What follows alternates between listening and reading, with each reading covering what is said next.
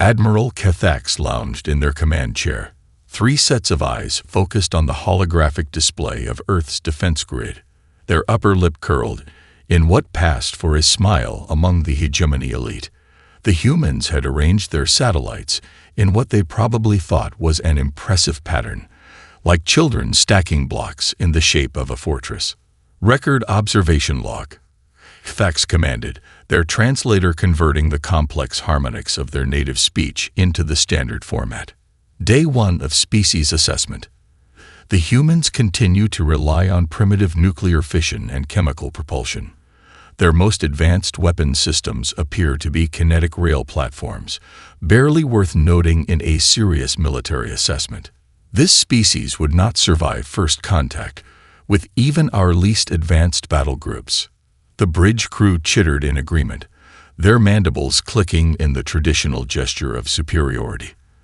The cloaking systems that kept their fleet hidden at the edge of the Sol system were 10 generations beyond anything these primitives could detect.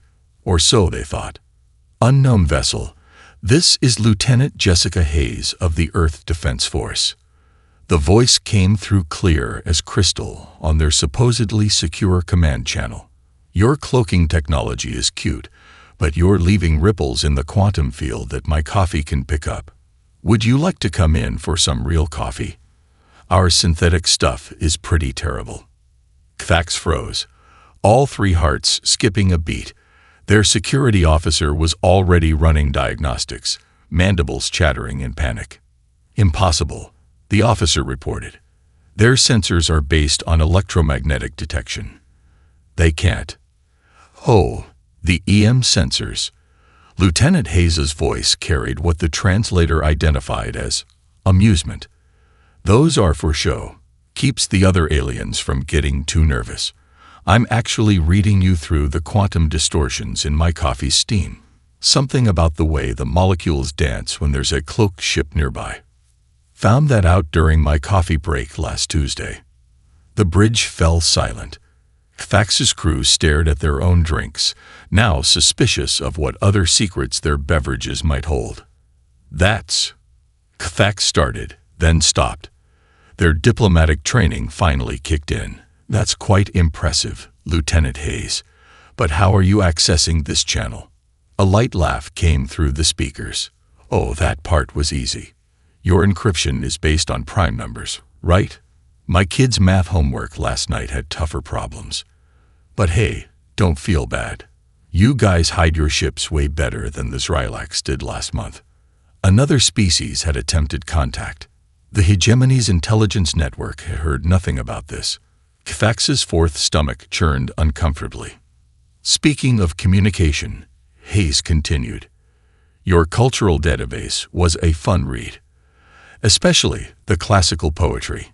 Here's a dinner invitation in the style of your 3rd dynasty's court protocol. What followed was a perfect recitation of the most complex form of hegemony formal speech, complete with the subtle harmonic undertones that conveyed respect without subservience. It had taken Defects 12 years to master that form. The translation matrix shows this was composed within the last 30 seconds. The communications officer whispered, all 4 arms trembling. Defects leaned forward, their ceremonial armor creaking. Lieutenant Hayes, you say you detected us through coffee steam. Yeah, sorry about that. We try to keep the really advanced stuff under wraps. Bad for diplomatic relations if everyone knew we could spot cloaked ships through breakfast beverages. But since you're here, dinner. Chef Mike's making his famous meatloaf. He somehow managed to make it compatible with 17 different amino acid structures. Don't ask me how. I'm just the coffee girl. The Admiral's mind raced. The humans had not only detected their fleet, but had already analyzed their biology and adapted their food. And they were acting like this was a completely normal Tuesday. We would be honored. Defects replied, using the formal mode. Great. Sending coordinates now. And Admiral, maybe leave the plasma cannons powered down this time. They make the coffee taste funny. As the communication ended, Cathax stared at their own reflection in the view screen. They had come to study a primitive species. Instead, they had found something far more interesting and terrifying. Update observation log. They commanded.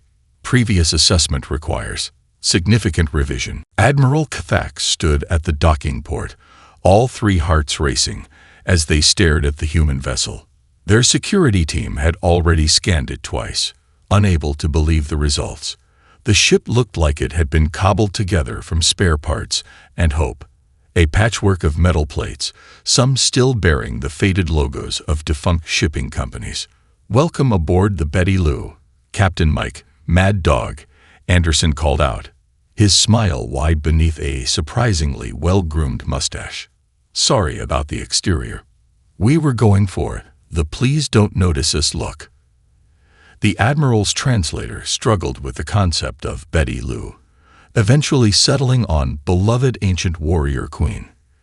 Cathax decided not to question it. "Your vessel appears." Cathax paused, searching for diplomacy. "Well used." "Oh, she's a real character," Anderson laughed, patting a wall affectionately. "Coffee?"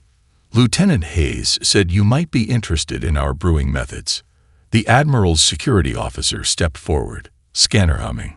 "Sir, these readings make no sense. The hull material is probably confusing your equipment," Anderson interrupted cheerfully. "We had some grad students playing around with molecular engineering last summer. They got a bit carried away." Cathax watched in horror as the captain casually tossed his steaming coffee against a wall. Instead of staining the metal, the liquid seemed to dance across the surface, breaking down into its component molecules before being absorbed completely. "Self-cleaning," Anderson explained. "The kids were tired of maintenance duty. The whole ship's made of smart matter now. Repairs itself, recycles everything, makes a decent cup of joe in a pinch." Smart matter. The security officer's scanner had started smoking slightly. "Yeah, you know how it goes. Someone spills their nanotech research project, it gets into the hull plating, and next thing you know your ship is rearranging its atomic structure because it thinks the current configuration is inefficient. Took us 3 weeks to convince it that windows were actually important." Cathax's lower jaw clicked rapidly, a sign of severe stress in their species. "Your ship thinks. Only on Thursdays," Anderson winked. "We keep it powered down the rest of the week. Safety regulations and all that. Though between you and me," he leaned in conspiratorially, "I think it still dreams about better hull configurations." The Admiral's scanner finally gave up, emitting a high-pitched whine before shutting down. The display had shown materials that shouldn't exist, atomic structures that defied physics, and energy patterns that made quantum mechanics cry. "Come on, let me show you the engine room," Anderson offered. "It's pretty standard stuff, just a basic reality manipulation drive. Nothing fancy like those new models the kids are building in their garages these days. Reality manipulation." Cathax felt their ceremonial armor growing tighter. "In their garages?" "Oh sure. You know how teenagers are. Always tinkering with the fabric of space-time when they should be doing their homework. Last week, my nephew built a small universe in his mom's basement. Got grounded for a month because he forgot to set up proper containment fields." The tour continued, each revelation more impossible than the last. The basic life support system casually ignored entropy. The navigation computer used black holes as reference points, creating and dismissing them like bookmarks. The waste recycling unit had apparently achieved sentience and was writing poetry. "And this," Anderson said proudly, pointing to what looked like a rusty coffee maker, "is our backup dry system. It appears to be a beverage dispenser," Cathax noted. Multitasking. Engineering team got tired of walking to the break room, so they merged the quantum probability engine with the coffee maker. Makes a mean espresso and can also tunnel through 17 different dimensions. The hard part was getting it to stop adding cream from parallel universes. Defects stared at their own reflection in the coffee maker's dented surface. In it, they saw an admiral of the most powerful fleet in known space, standing in a ship that shouldn't exist, learning that humans had mastered technology the hegemony had deemed impossible, all because some students got bored during summer break. "Captain Anderson," Defects said carefully, "I believe I need to update my report again." "Sure thing. But first, want to see what happens when we let the ship design its own upgrades. Just don't tell safety inspection. They're still mad about the time loop in the bathroom." Admiral Defects had seen many things in their long military career, but the sight before them defied all logic. The Kuiper Belt had been transformed into what the humans casually called their beginner's course. Asteroids tumbled through space in impossibly complex patterns, creating a dance of gravitational forces that would tear most ships apart. "Don't worry about the spinning ones," Major Sarah Wildcat Thompson said, her hologram floating next to the Admiral's command chair. "Those are just for the kids to practice their spatial awareness. The real fun starts when we turn on the relativistic obstacles. Children, Defects' translator must have malfunctioned. You bring your yum here." "Oh sure. Can't start them too early. Watch this. Hey Tommy, show the Admiral your homework run." A tiny ship, no bigger than a hegemony scout vessel, zipped past the Admiral's viewport. The pilot, who Defects' sensors indicated was all of 12 Earth years old, wove through the asteroid field as if physics were merely a polite suggestion. "Pretty good, right?" Thompson grinned. "He's still working on his light-speed cornering, but not bad for a sixth grader." The Admiral's tactical display tried to track the child's ship, then gave up and displayed an error message in 3 different languages. The boy was flying at velocities that should have turned both ship and pilot into their component atoms. "Major Thompson," Defects said carefully, "our records indicate humans haven't mastered inertial control technology." "Oh, those records," Thompson laughed.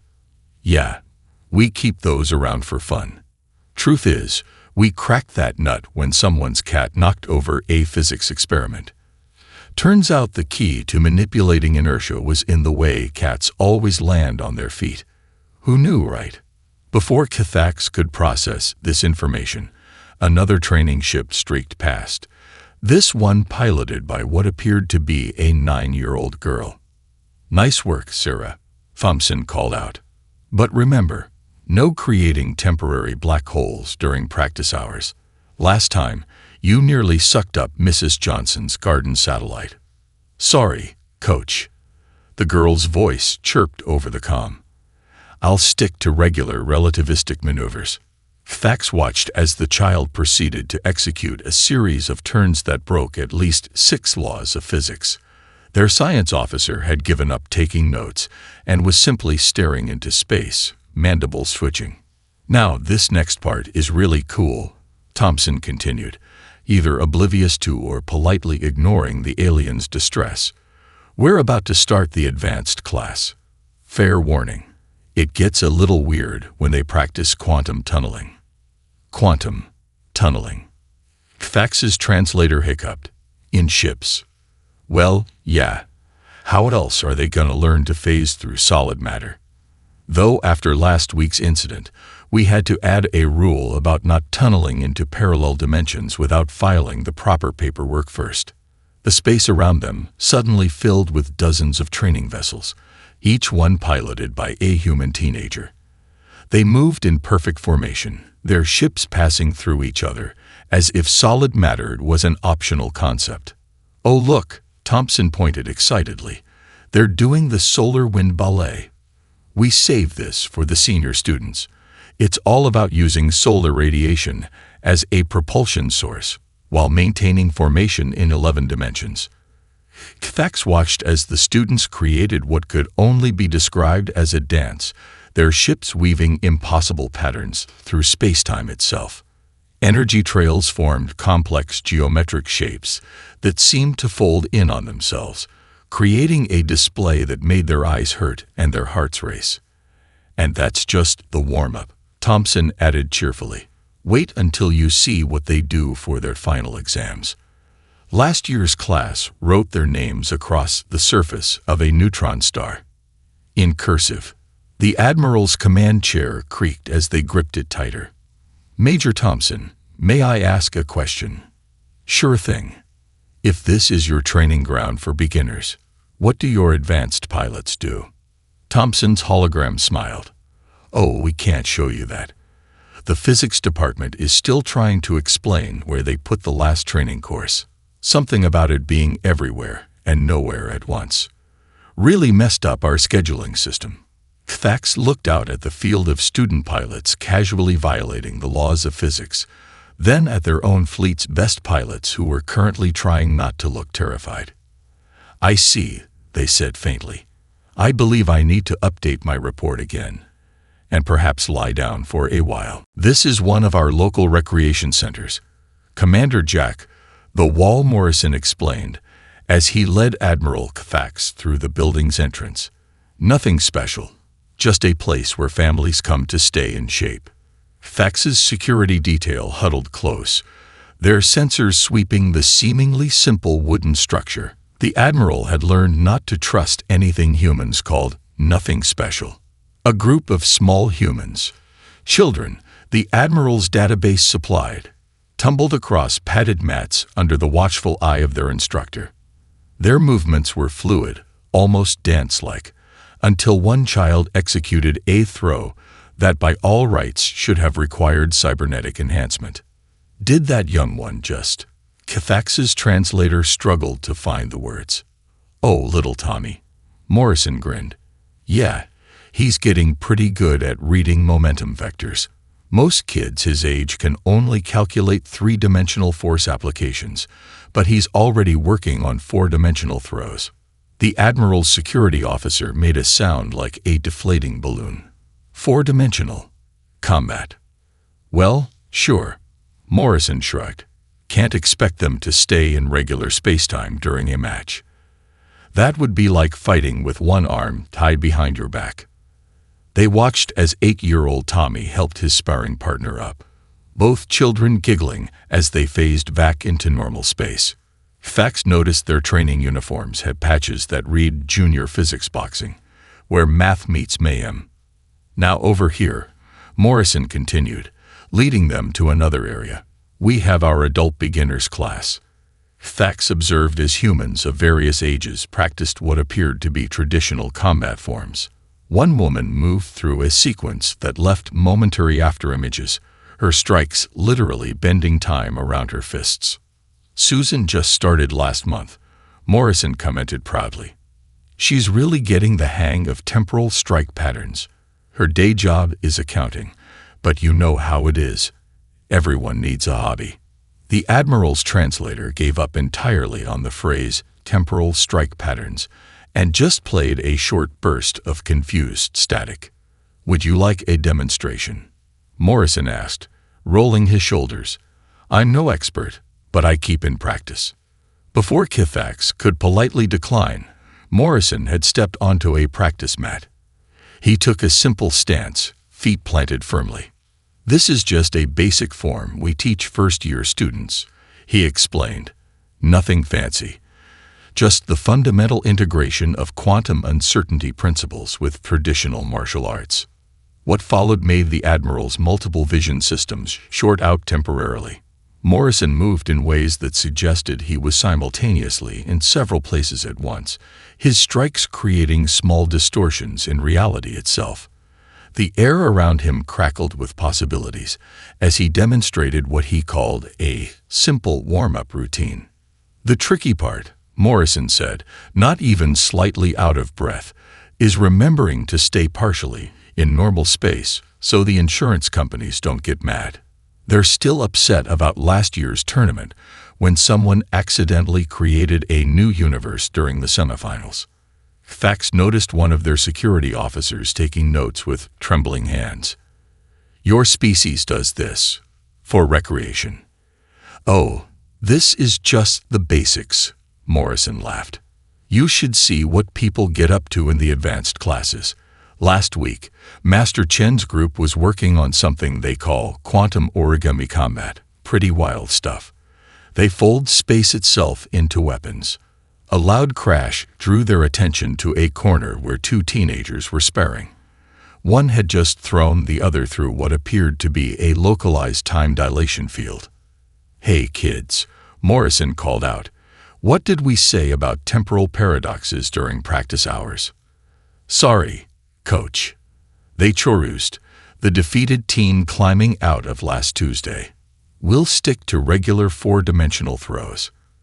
Thax watched as the teenagers resumed their match, this time keeping their reality-warping techniques to what humans apparently considered a reasonable level.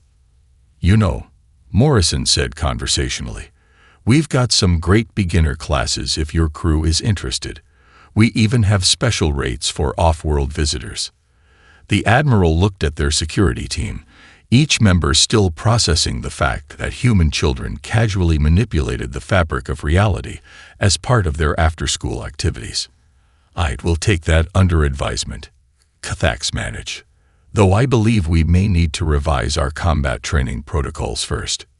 "Sure, take your time," Morrison smiled.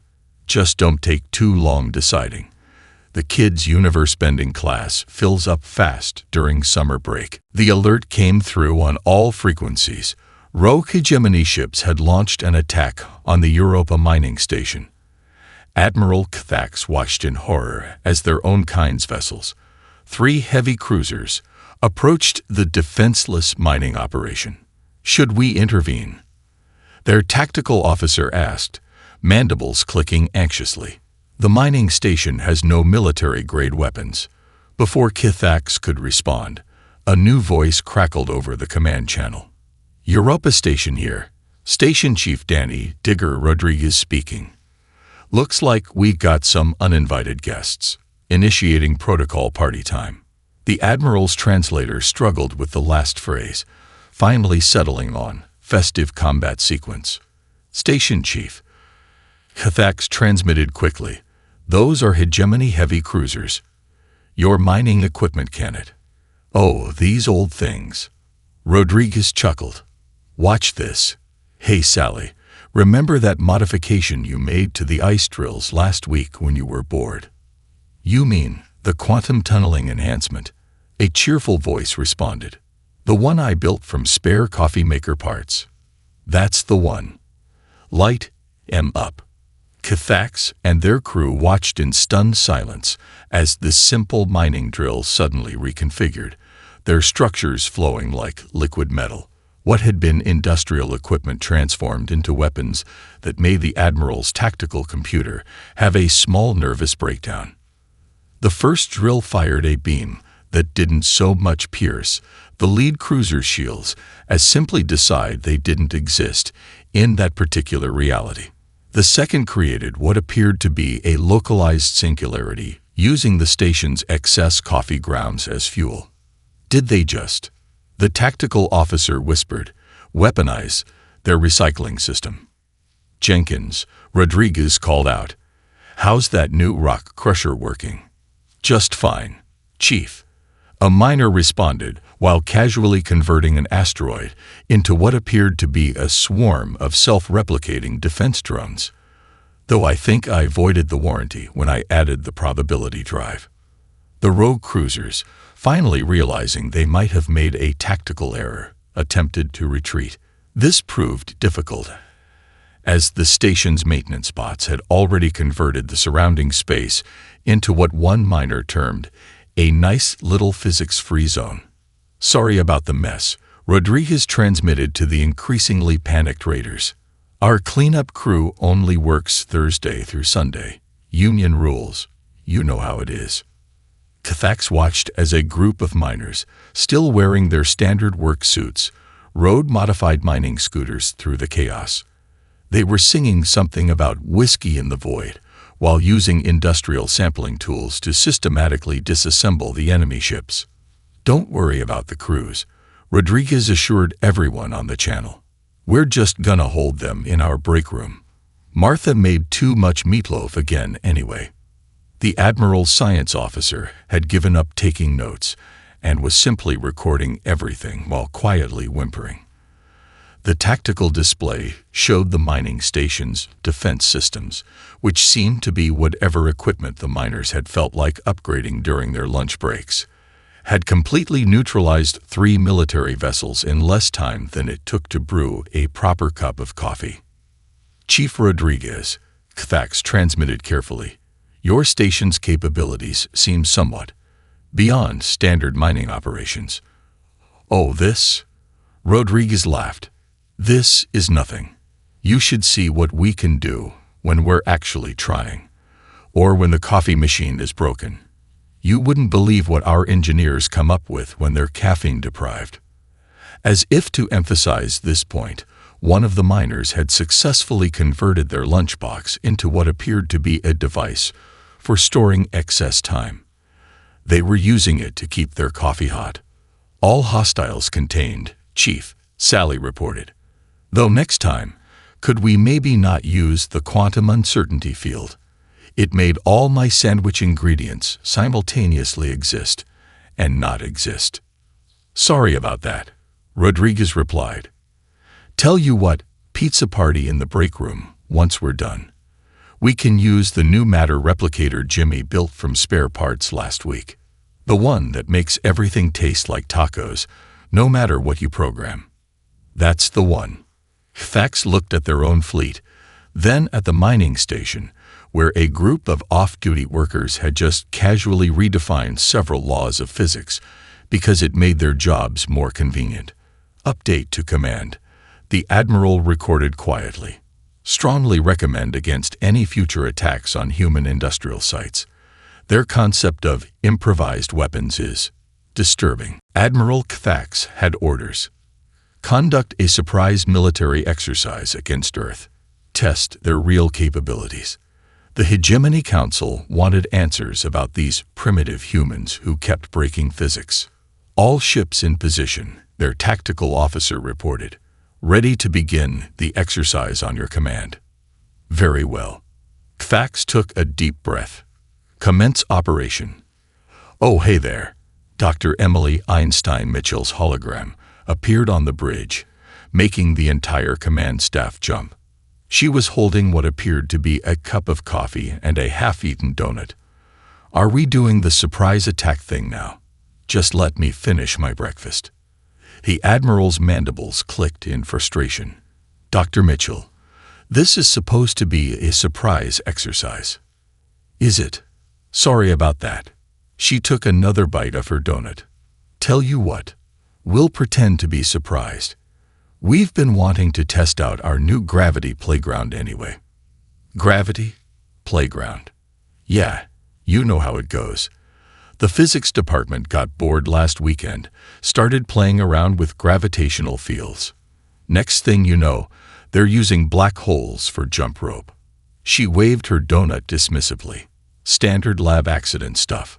Before Cathax could process this information, their tactical display erupted with warnings. The space around their fleet had changed. What's happening? The Admiral demanded. They're moving gravity, the science officer reported, voice trembling. Just picking it up and moving it around like building blocks. Indeed, the human defense forces had begun what could only be described as juggling with the fundamental forces of the universe. Gravitational fields danced between their ships like soap bubbles, each one containing its own set of physical laws. Sorry about the wonky sensors, Dr. Mitchell called out. Gravity gets a bit fuzzy when you fold it into origami shapes. Oh, watch this next part. The kids from last week's science fair helped design it. Cathax watched in horror as their state-of-the-art fleet was gently corralled by what appeared to be a series of gravitational knots. Each knot had its own time signature, making any attempted escape like trying to navigate through a maze where every turn led to a different Tuesday. Did you just? The Admiral's translator gave up and started playing soothing ocean sounds instead. Use grade school science projects to contain your fleet. Yeah, sorry about that. We try to encourage the children's interest in physics. Dr. Mitchell finished her coffee. Though I did tell them, the rainbow effect was a bit much. Indeed, the gravitational fields had begun shifting through various colors, creating what looked like a cosmic light show. Several of Kithax's crew had to look away to avoid getting dizzy. Oh, here comes the fun part. Mitchell brightened. Remember that thing about black holes I mentioned? The space around them suddenly filled with tiny black holes, each one no bigger than a coffee cup.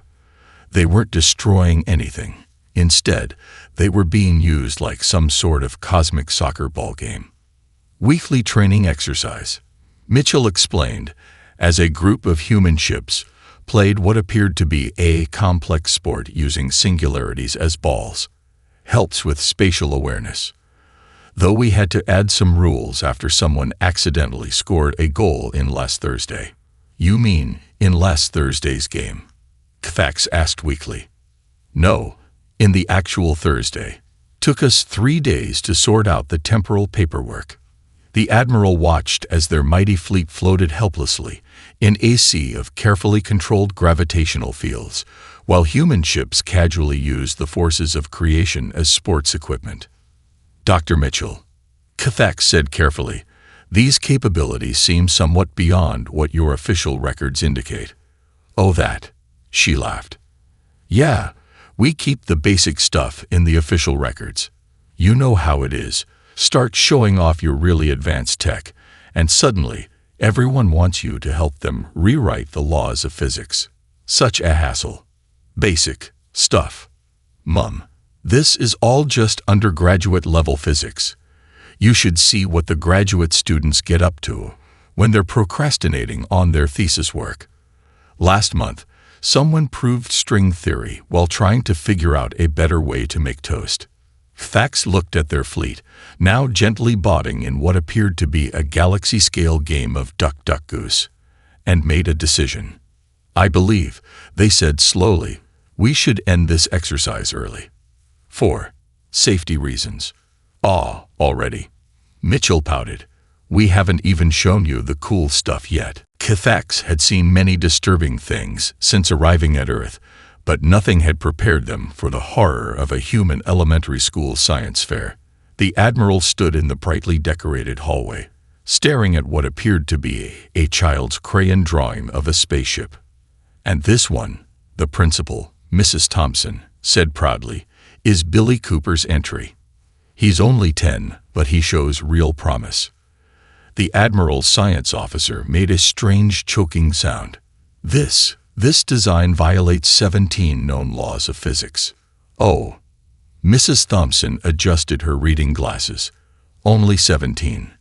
Billy will be disappointed. He was aiming for at least 20. Kithax studied the colorful drawing more closely. Hidden in the child's seemingly random crayon scribbles were engineering concepts that made their most advanced scientists look like amateurs. The propulsion system alone would revolutionize space travel, and it had been drawn with a blue crayon that smelled like blueberries. Moving on, Mrs. Thompson continued, leading them to the next display. Here's Lisa Martinez's project. She got bored during recess and decided to work on something simple. Is that? The science officer's translator actually started smoking. Did she just solve the hegemony's grand unified theory? Oh, is that what that is? Mrs. Thompson peered at the glitter-covered poster board. We thought it was just a nice pattern. Lisa does love her sparkles. The 8-year-old's project, decorated with rainbow stickers and happy face stamps, contained equations that would make senior theoretical physicists weep. In the corner, she'd drawn a little cat playing with a ball of string. Except the string appeared to be the fabric of reality itself. And here, Mrs. Thompson gestured to a diorama, is Jimmy's attempt at building a model solar system. That's a working Dyson sphere, Kithax said faintly. Are those pasta noodles? Yes, we had to talk to him about using the school's lunch supplies for his projects. Though you have to admit, The macaroni adds a nice touch to the energy collection arrays. They moved through the science fair, each project more reality-bending than the last. A fourth grader had created what she called a pretty light show that was actually a working model of quantum entanglement. A group of third graders had built a cool space house that casually solved the problems of artificial gravity using Lego blocks and rubber bands. "Oh, look," Mrs. Thompson brightened. "Here's our young engineer's corner." Facts found themselves facing a wall of what appeared to be children's drawings of spaceships. Each one, when analyzed by their increasingly distressed science team, contained revolutionary concepts in spacecraft design. Tommy was very proud of this one. The principal pointed to a crayon sketch. "He says it can go fast." "This design would allow for travel between galaxies in minutes," the science officer whispered. "Really? How nice." Though we had to talk to him about drawing during math class, even if his doodles do accidentally create new forms of space-time manipulation. They paused at a finger painting that seemed to move on its own. "And this is Sarah's work. She got a gold star for creativity. She's mapped the quantum probability fields between universes," Thack said, mandibles trembling. "Using finger paints." Yes, the janitor was not happy about the paint on the ceiling, though the time loop it created did make cleaning much easier. As they completed the tour, Thax noticed a small boy in the corner, tongue stuck out in concentration as he drew with crayons. "What's he working on?" the Admiral asked, almost afraid of the answer. "Oh, that's little Timmy. He's trying to design a better toy spaceship." Mrs. Thompson smiled fondly. "Though he keeps getting distracted by solving those silly equations in the margins, something about the fundamental nature of reality." Cathax looked at their science officer, who was now sitting on the floor surrounded by crayon drawings that could revolutionize their entire civilization. "Mrs. Thompson," the Admiral said carefully, "do all human children create things like this?" "Oh no, not all of them," she replied. "Some prefer art class. You should see what they do with quantum mechanics and watercolors." The decision to defect wasn't hard. Not after everything Cathax had seen. As they stood before Admiral James Ironclad Washington in Earth's primary defense center, their entire battle group behind them, the choice felt inevitable. "So," Washington said, leaning back in his chair while sipping from a mug that appeared to be brewing coffee in multiple dimensions simultaneously, "you're telling me the hegemony is planning an invasion?" "Yes." Cathax's mandibles clicked nervously. "They believe your species to be primitive and easily conquered." Washington's laugh echoed through the command center, which Cathax had initially mistaken for a casual break room. The walls they'd recently discovered were actually living computer systems grown from modified coffee plant DNA. "That's actually pretty funny," Washington grinned. "Hey, Dr. Martinez, show our friends what we've been using as our actual defense grid." A hologram sprang to life, and Cathax's translator immediately crashed, rebooted, and began playing soothing whale songs in self-defense. What they saw wasn't so much a defense system as a complete rewriting of how reality worked around Earth. "We call it the Not Today Protocol," Washington explained, "mostly because that's what our engineers say whenever someone tries to invade our space." The display showed layers upon layers of defense systems, each more impossible than the last. The outer layer appeared to be a network of quantum-entangled coffee machines that could redirect entire fleets into yesterday. The inner layers got progressively more creative. "Is that?" Cathax squinted. "Are you using black holes as guard dogs?" "Oh, those old things." Washington waved dismissively. "That was last year's summer intern project. The kids needed something to do between lunch breaks." Cathax watched as their own battle group's sensor data was displayed, showing they had actually passed through 17 different layers of reality just to reach Earth, each one more heavily defended than the last. We've been operating at about 10% capacity, Washington continued, refilling his impossible coffee cup. Didn't want to spook anyone. Bad for diplomatic relations if people find out you've weaponized causality itself. 10%. Give or take. Some days we dial it down to 5 if we're feeling lazy. Last Tuesday we had to crank it up to 15 because someone's science project got a bit too enthusiastic about quantum mechanics. A junior officer ran up with a report, which Washington glanced at before chuckling. Oh, and it looks like your hegemony just tried to sneak a probe past Jupiter. Don't worry. The local Girl Scout troop that monitors that sector already handled it. The Girl Scouts? Fax asked weakly. Yeah, they're working on their advanced quantum defense badges this month, though we had to add some rules after they started collecting merit badges from alternative timelines. Fax looked at their battle group, then at the casual display of power that made their most advanced technology look like children's toys. Admiral Washington, why show us this now? Well, Washington leaned forward, his coffee cup now apparently brewing beans from 3 different quantum realities.